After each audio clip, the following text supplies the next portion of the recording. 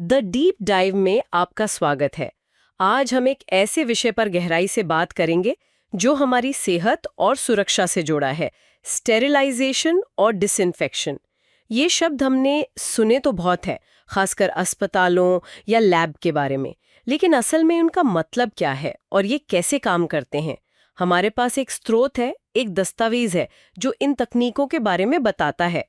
तो आज हमारी कोशिश रहेगी कि हम इन प्रक्रियाओं को समझें, इनके तरीके, इनके इस्तेमाल और हाँ, वो जो एक ज़रूरी फ़र्क है सब कुछ ख़त्म करने और सिर्फ नुकसान कम करने के बीच। चलें फिर शुरू करते हैं।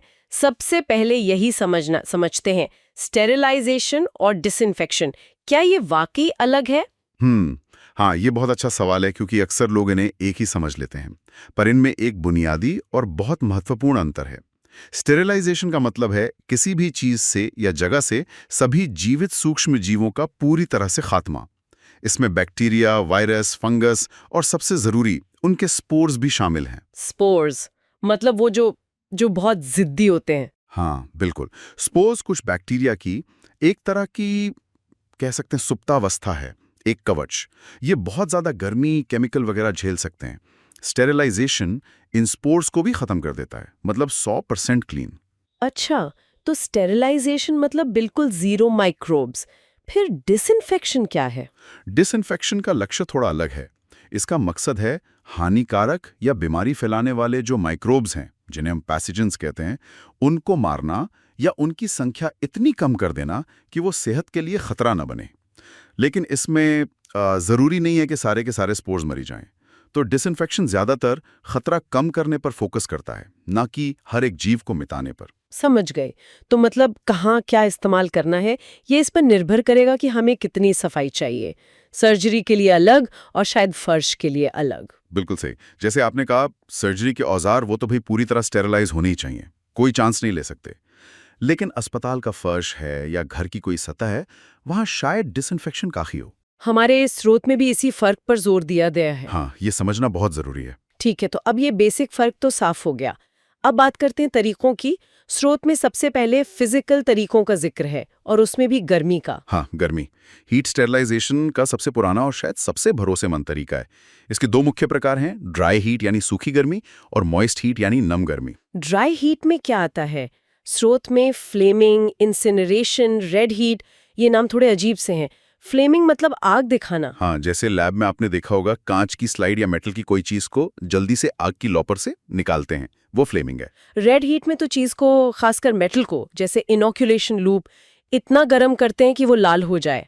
और इंसिनरेशन? वो तो सीधा जलाकर राख कर देना है। खतरनाक कचरा जैसे मेडिकल वेस्ट, उसे ऐसे ही नष्ट करते हैं। ये तो काफी इंटेंस तरीके लगते हैं। आम इस्तेमाल के लिए ड्राई हीट का कौन सा तरीका है? वो है हॉट एयर ओवन। ये एक तरह का ओवन ही है, बिजली से चलता है, जिसमें तापमान को कंट्रोल कर सकते हैं, काफी ऊंचा, जैसे 140 से 260 डिग्री सेल्सियस तक। ये उन चीजों के लिए बहुत अच्छा है जो पानी या नमी बर्दाश्त नहीं कर सकती, जैसे कांच के बर्तन, कोई पाउडर, तेल, ग्रीस। स्रोत बताता है कि जैसे कांच के सामान के लिए 160 डिग्री पर 1 घंटा काफी रहता है। अच्छा, तो तेल या पाउडर जैसी चीजें इसमें स्टेरिलाइज हो सकती हैं। ठीक है, ये तो हुई ड्राई हीट। अब मॉइस्ट हीट मतलब नम गर्मी। इसमें पास्चराइजेशन का नाम सबसे पहले आता है, लुई पास्चर वाला। हाँ, वही। पास्चराइजेशन तो हम रोज ही देखते हैं, दूध के पैकेट पर, जूस पर लिखा होता है। ये स्टेरिलाइजेशन नहीं है, ध्यान रखिएगा। ये 100 डिग्री सेल्सियस से कम तापमान पर होता है। इसका मुख्य काम है खाने पीने की चीजों से नुकसानदेह बैक्टीरिया को मारना, ताकि वो सुरक्षित रहें और उनकी शेल्फ लाइफ बढ़ जाए। दूध के लिए जैसे 63 डिग्री पर 30 मिनट या फिर 72 डिग्री पर 15 सेकंड। आजकल वो यूएसटी वाला भी आता है, जिसमें 140 डिग्री पर कुछ सेकंड के लिए गर्म करते हैं। तो ये डिसइंफेक्शन जैसा हुआ है ना, क्योंकि ये स्पोर्स को नहीं मारता होगा। बिल्कुल, ये स्पोर्स को नहीं मारता। मॉइस्ट हीट में एक और तरीका है, टिंडलाइजेशन, जिसे फ्रैक्शनल स्टेरिलाइजेशन भी कहते हैं। इसमें बार बार गर्म करते हैं कई दिनों तक, लेकिन आजकल ये ज्यादा इस्तेमाल नहीं होता। तो फिर मॉइस्ट हीट में स्टेरिलाइजेशन का सबसे पावरफुल तरीका कौन सा है? वो है ऑटोक्लेव, ऑटोक्लेविंग। अस्पतालों, लैब्स में स्टेरिलाइजेशन के लिए ये शायद सबसे कॉमन और बेस्ट तरीका है। ये कैसे काम करता है? प्रेशर कुकर जैसा? हाँ, सिद्धांत वही है। पानी को उबालकर भाप बनाते हैं और फिर दबाव यानी प्रेशर बढ़ाकर उस भाप का तापमान 100 डिग्री से ऊपर ले जाते हैं। आमतौर पर 121 डिग्री सेल्सियस पर 15 मिनट का साइकिल होता है। और ये इतना असरदार क्यों है? ड्राई हीट से बेहतर कैसे? क्योंकि नम गर्मी, पानी की मौजूदगी में गर्मी जो है वो माइक्रोब्स के प्रोटीन को ज्यादा जल्दी और आसानी से जमा देती है, मतलब कोएगुलेट कर देती है या उनका स्ट्रक्चर बिगाड़ देती है, डीनेचर कर देती है। इससे वो मर जाते हैं। ये ड्राई हीट के मुकाबले कम तापमान पर और ज्यादा तेजी से काम करती है। ऑटोक्लेव का इस्तेमाल बहुत सारी चीजों के लिए होता है। कल्चर मीडिया, सर्जिकल कपड़े, रबड़ का सामान, सलाइन सोल्यूशन, गर्मी झेलने वाले औजार। लेकिन तेल या पाउडर के लिए नहीं? नहीं, उनके लिए नहीं। जिनमें पानी ना हो उनके लिए ऑटोक्लेव ठीक नहीं। ठीक है, तो गर्मी के तरीके समझ आ गए। स्रोत में गर्मी के बाद रेडिएशन का भी जिक्र है, रेडिएशन स्टेरिलाइजेशन। इसे केमिकल कोल्ड स्टेरिलाइजेशन भी कहा गया है। ये थोड़ा कंफ्यूजिंग है। हाँ, वो कोल्ड शब्द इसलिए है क्योंकि इसमें गर्मी का इस्तेमाल नहीं होता। ये उन चीजों के लिए बहुत बढ़िया है जो गर्मी से खराब हो जाती हैं। सोचिए, प्लास्टिक की सिरिंज या कुछ एंटीबायोटिक्स या पैक की हुई मेडिकल सप्लाईज। इसमें 2 मेन टाइप हैं, नॉन आयनाइजिंग रेडिएशन और आयनाइजिंग रेडिएशन। अच्छा, इनमें क्या फर्क है? नॉन आयनाइजिंग में सबसे आम है यूवी लाइट, अल्ट्रावायलेट रेडिएशन। आपने शायद ऑपरेशन थिएटर में या पानी साफ करने वाले प्यूरिफायर में नीली सी लाइट देखी होगी। हाँ, देखिए। वो यूवी हैं। ये सतहों पर मौजूद कीटाणुओं को मारने में काफी असरदार है। ये सीधे माइक्रोब्स के डीएनए पर असर करती है, लेकिन इसकी एक सीमा है, ये अंदर तक नहीं घुस सकती। मतलब इसकी पेनिट्रेशन पावर कम है, सिर्फ सतह के लिए। और आयनाइजिंग रेडिएशन, ये ज्यादा पावरफुल लगती है नाम से। हाँ, ये बहुत ज्यादा शक्तिशाली होती हैं। जैसे गामा किरणें या एक्सरे, ये चीजों के आर पार जा सकती हैं। इन्हें अक्सर कोबाल्ट 60 जैसे रेडियो एक्टिव सोर्स से बनाया जाता है। ये माइक्रोब्स के डीएनए को बुरी तरह तोड़ देती हैं और सेल के अंदर खतरनाक मॉलिक्यूल बना देती हैं। इनका इस्तेमाल बहुत बड़े पैमाने पर होता है। Disposable syringe, catheter, gloves, culture plates और यहाँ तक कि पैक किए हुए खाने को स्टेरिलाइज करने के लिए भी। वाह, तो पैक होने के बाद भी स्टेरिलाइजेशन मुमकिन है इससे? जी हाँ। चलिए, फिजिकल तरीके तो हो गए, गर्मी और रेडिएशन। अब आते हैं केमिकल तरीकों पर। स्रोत कहता है कि यहाँ गैसें भी इस्तेमाल होती हैं। ये कैसे काम करती होंगी? गैसें उन जगहों तक पहुंच सकती हैं जहां लिक्विड या गर्मी शायद न पहुंच पाएं, जैसे किसी मशीन के अंदरूनी हिस्सों में। स्रोत में 3 मुख्य गैसों का जिक्र है। एक है फॉर्मल्डिहाइड गैस। इसका इस्तेमाल कमरों को फ्यूमिगेट करने, मतलब धुनी देकर कीटाणु रहित करने के लिए होता है। इसका लिक्विड सॉल्यूशन फॉर्मलिन तो शायद आपने सुना ही होगा। हाँ, सुना है। ये थोड़ी तेज गंध वाली होती है ना? हाँ, होती है। दूसरी गैस है इथाइलीन ऑक्साइड, जिसे शॉर्ट में ETO कहते हैं। ये बहुत ज़्यादा इस्तेमाल होती है, खासकर मेडिकल डिवाइस इंडस्ट्री में। प्लास्टिक, रबर, किताबें, कई ऐसी चीज़ें जो गर्मियां नमी से ख़राब हो सकती हैं, उनके लिए ETO बहुत अच्छा है। लेकिन इसमें कोई दिक्कत भी है? हाँ, इसकी सबसे बड़ी दिक्कत है कि ये बहुत ज़्यादा ज्वलनशील और विस्फोटक है, बहुत खतरनाक। इसीलिए इसे अकेले इस्तेमाल नहीं करते। अक्सर कार्बन डाइऑक्साइड या दूसरी गैसों के साथ मिलाकर इस्तेमाल करते ताकि ये सुरक्षित रहें। अच्छा, और तीसरी गैस? Beta propiolactone, BPL। हाँ, BPL। इसके बारे में स्रोत एक बहुत चौंकाने वाली बात बताता है। ये फॉर्मल्डिहाइड से करीब 25 गुना और ETO से करीब 4000 गुना ज्यादा असरदार है। 4000 गुना? हाँ, और ये ज्वलनशील भी नहीं है। इसे सबसे असरदार गैसीय स्टेरिलाइजिंग एजेंट माना जाता है। जाहिर है इसके इस्तेमाल के अपने नियम और सावधानियां हैं। 4000 गुना ज्यादा असरदार, ये तो सच में कमाल है। अच्छा, गैसों के अलावा लिक्विड केमिकल्स भी तो होते हैं, डिसइंफेक्टेंट्स। बिल्कुल, लिक्विड एजेंट्स तो बहुत ही कॉमन है, सतहों की सफाई से लेकर त्वचा पर लगाने तक। स्रोत ने इन्हें कई ग्रुप्स में बांटा है। हाँ। जैसे अल्कोहल, इथेनॉल, हाँ। जो स्पिरिट में होता है 70%, हाँ। और आइसोप्रोपेनॉल, हाँ। ये त्वचा के लिए एंटीसेप्टिक का काम करते हैं। हाँ, ये तो पता है। फिर है हेलोजन, हाँ। क्लोरीन जिससे पानी साफ होता है, हाँ। और आयोडीन, जैसे टिंक्चर आयोडीन घाव पर लगाते हैं। फिनॉल और उसके डेरिवेटिव्स। फिनोल तो एक तरह का बेंचमार्क है। हाँ। पर आजकल उसके डेरिवेटिव्स जैसे क्रिसॉल, जो लाइजॉल जैसे प्रोडक्ट्स में होता है, ज्यादा इस्तेमाल होते हैं। ये बैक्टीरिया की बाहरी परत और एंजाइम को खराब करते हैं। और भी हैं। हाँ, क्वाटर्नरी अमोनियम कंपाउंड्स, जिन्हें क्वार्ट्स कहते हैं, ये डिटर्जेंट जैसे होते हैं, जैसे सिट्रीमाइड सेविलॉन में होता है। ये भी सेल मेम्ब्रेन को बिगाड़ते हैं। फिर कुछ हेवी मेटल्स के कंपाउंड्स भी हैं, जैसे सिल्वर, मर्करी, हालांकि अब इनका इस्तेमाल कम हो गया है। कुछ डाइज यानी रंग भी हैं जो बैक्टीरिया रोकते हैं। और हाँ, एल्डिहाइड्स के घोल, जैसे फॉर्मेल्डिन और ग्लूटाराल्डिहाइड। ग्लूटाराल्डिहाइड एंडोस्कोप जैसे नाजुक उपकरणों के लिए बहुत इस्तेमाल होता है। स्रोत में ये भी लिखा है कि 8% फॉर्मेल्डिहाइड और 70% अल्कोहल का मिक्सचर बहुत पावरफुल डिसइंफेक्टेंट है। तो मतलब इनको मिलाया भी जाता है। हाँ बिल्कुल, कॉम्बिनेशन अक्सर ज्यादा असरदार होते हैं या उनका असर ज्यादा तरह के माइक्रोब्स पर होता है। तो अब हमारे पास तरीकों की एक अच्छी खासी लिस्ट हो गई है। गर्मी, radiation, gas, liquid.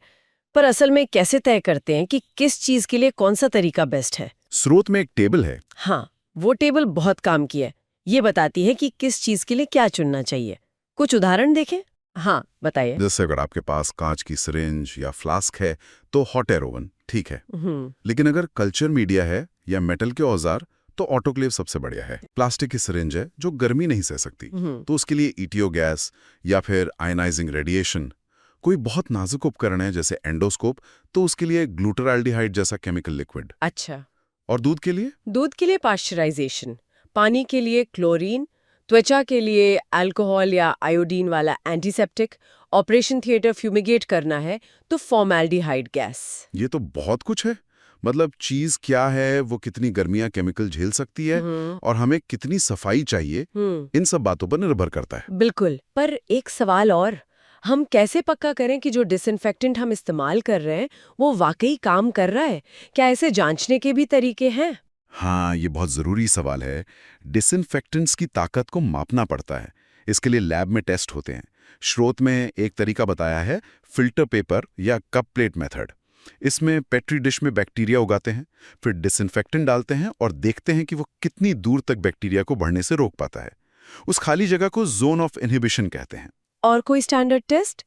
Phenol coefficient test का भी जिक्र है। हाँ, फिनॉल कोएफिशिएंट टेस्ट एक पुराना और स्टैंडर्ड तरीका है। इसमें किसी नए डिसइंफेक्टेंट की ताकत की तुलना फिनॉल नाम के केमिकल से करते हैं, जिसे एक मानक माना जाता है। इसके भी अलग-अलग वर्जन हैं, जैसे राइडल वॉकर टेस्ट, चिक मार्टिन टेस्ट। चिक मार्टिन में टेस्ट के दौरान जानबूझकर ऑर्गेनिक मैटर जैसे मल या खून मिलाते हैं ताकि ये पता चले कि असल दुनिया की गंदगी में डिसइंफेक्टेंट कितना कारगर रहेगा। अच्छा, ये तो प्रैक्टिकल हुआ। हाँ, और आजकल एओआरसी जैसे टेस्ट भी हैं जो खास तौर पर सख्त सतहों पर डिसइंफेक्टेंट की असर को जांचते हैं। इन टेस्ट से ही पक्का होता है कि प्रोडक्ट भरोसे लायक है। ठीक है, तो हमने चीज़ों को साफ कर लिया, जांच भी लिया कि तरीका काम कर रहा है, लेकिन काम यहीं ख़त्म नहीं होता होगा।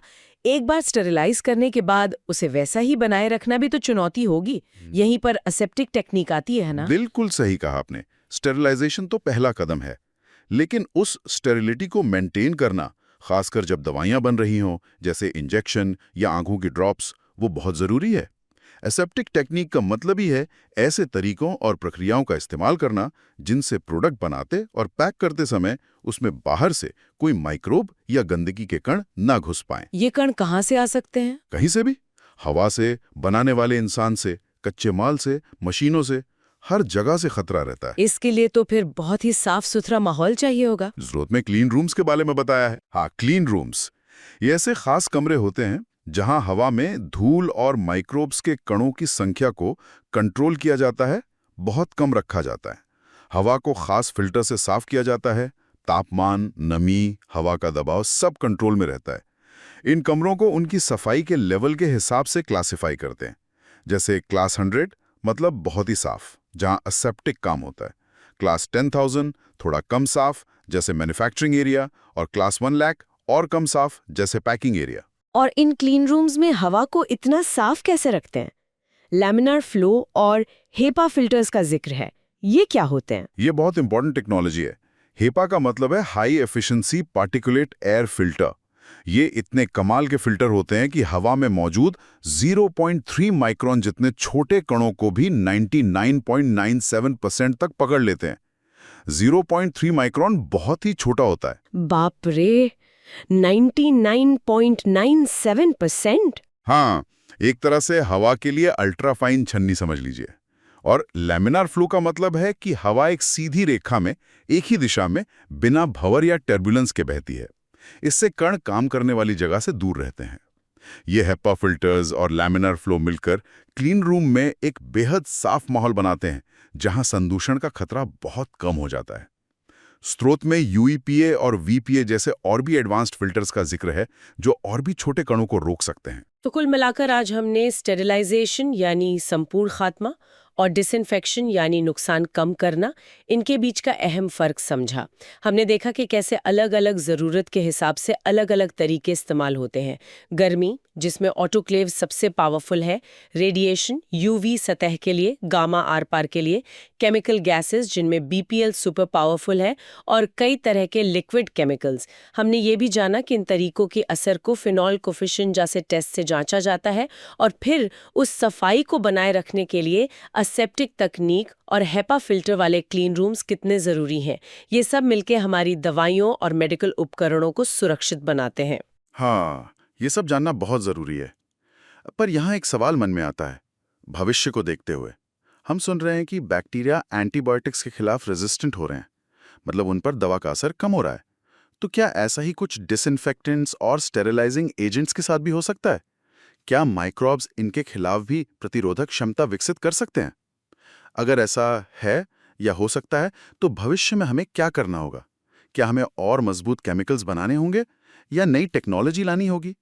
या शायद अलग-अलग तरीकों को मिलाकर इस्तेमाल करना होगा ताकि ये माइक्रोब्स हमें चकमा ना दे पाएं? ये वाकई एक बहुत अहम सवाल है और शायद भविष्य की रिसर्च इसी दिशा में जाएगी। इस गहरी और जानकारी भरी चर्चा के लिए आपका बहुत बहुत धन्यवाद।